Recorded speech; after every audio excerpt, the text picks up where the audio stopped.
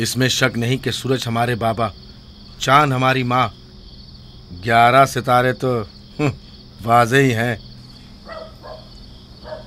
बाबा ने इस बेवकत बिन माँ के बच्चे को इतनी अहमियत दे दी। ख्वाब में खुद को माबूद और हमें अपने आगे सजदा रेज़ देखता है। ना सिर्फ हम लोगों को बल्कि बाबा और अपनी माँ को भी अपने आगे सजदा रेज़ देखता है।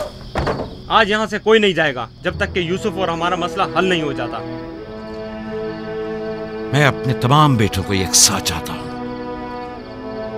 लेकिन यूसुफ से मेरी बेपनाह मोहब्बत यूसुफ पर खुदा के खास लुत्फ करम की वजह से है।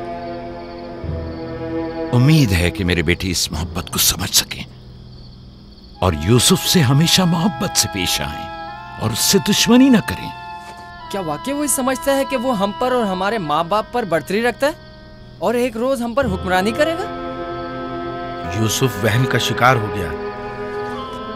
ये तमाम ख्यालात बाबा के बेजा लाडो प्यार और माँ की बेतहाशा मोहब्बत का नतीजा है। समझ में नहीं आता कि बाबा इस यूसुफ को हम सबसे ज्यादा क्यों चाहते हैं। आखिर हम सब में क्या कमी है? घर चलाने की तमाम जिम्मेदारी हमारे कांधों पर। ज़राअत, खेती बाड़ी के तमाम काम, हिसाब किताब हमारे जिम्मे। भेड़ों को चराना और भेड़ियों से बचाना हमारा काम। भेड़ों को चारा पानी डालना, उनकी हिफाजत, बाड़े की सफाई सुथराई, उनकी गंदगी जमा करना सब हमारे कांधों पर। बाबा और माँ की सारी मोहब्बत और तवज्जो और तो और फायका फुप्पो की सारी मोहब्बतें और इनायतें सब की सब यूसुफ के लिए है।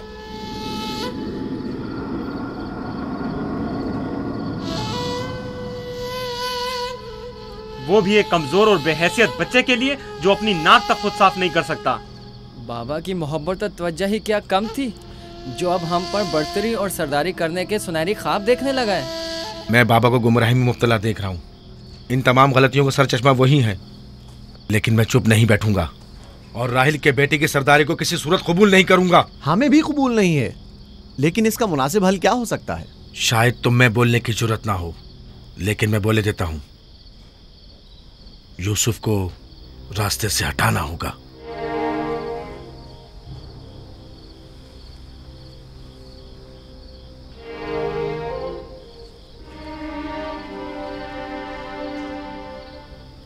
ये बहुत खतरनाक बातें हैं, इतनी आसानी से जबान पर मत लाओ। आखिर क्यों ना लाऊं?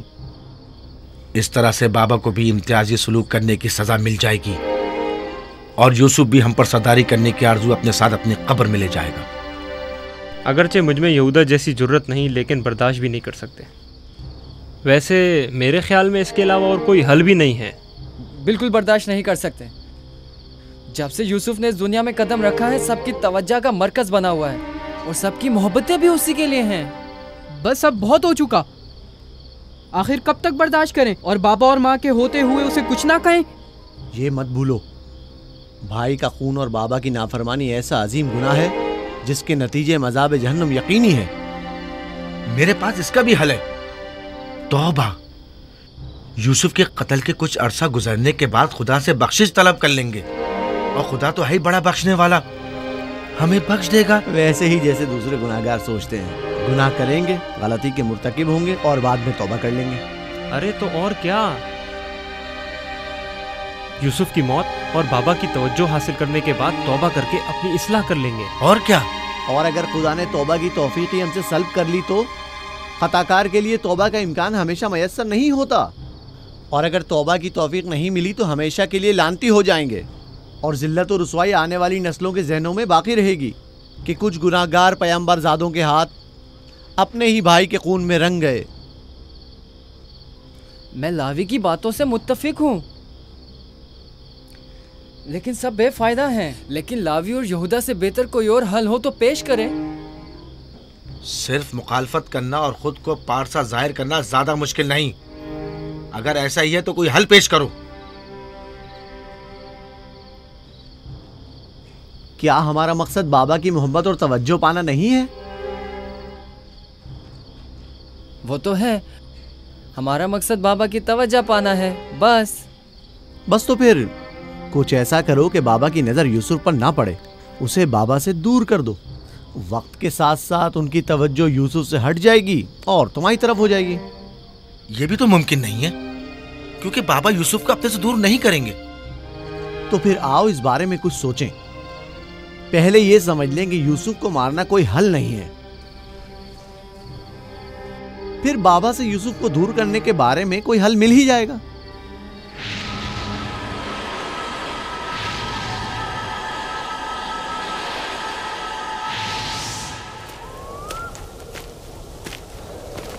चलो चले। वो हफ्ते में एक दिन मकफीला में तन्हा गुजारते हैं, इस वक्त उनसे बात करना मुनासिब ना होगा। वो इबादत के वक्त दूसरे कामों पर तवज्जो नहीं देते। खुशकिस्मती से वो इस वक्त मकफीला में है और यही बेहतरीन मौका है कि बगैर किसी मुदाखलत के उनसे सुकून से बात कर सकें। चलो चल कर देखते कि क्या होता है।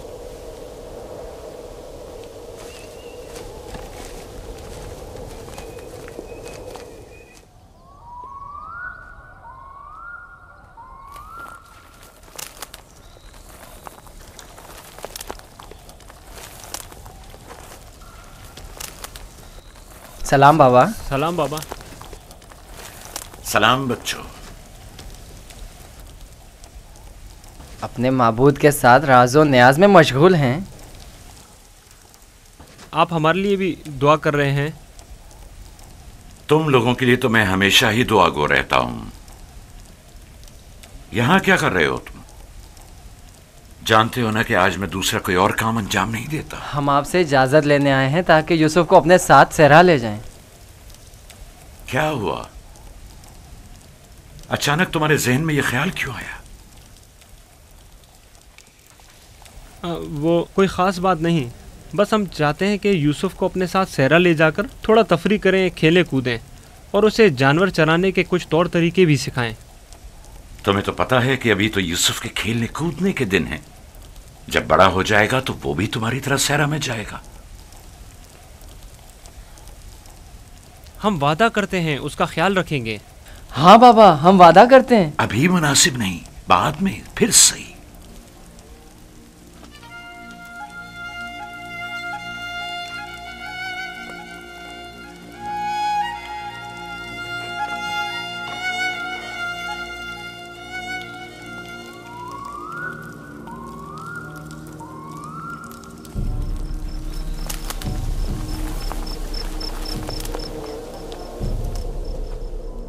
मुझे पहले ही समझ लेना चाहिए था कि ये काम तुम लोगों के बस का नहीं है। अगर तुम्हारे बस का था तो खुद क्यों नहीं चले गए? मेरा ख्याल है हम नबीज़ादे हैं।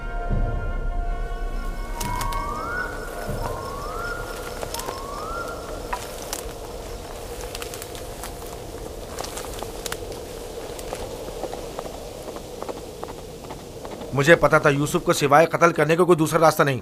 मैं जानता था लावी के मशवरे का कोई फायदा नहीं। बाबा कभी भी यूसुफ को खुद से दूर नहीं करेंगे।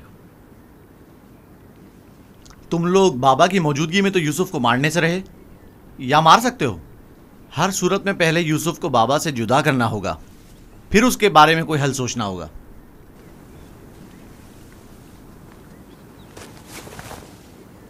मेरे जहन में एक तरकीब है।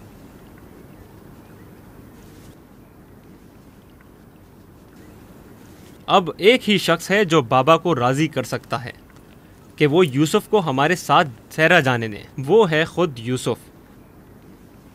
उसे वरगलाएं, उसे सहरा में घूमने फिरने और खेलने कूदने का मज़ा बताएं, तो वो खुद ही जब हमारे साथ जाने की ख्वाहिश जाहिर करेगा तो यकीनन बाबा इनकार नहीं करेंगे।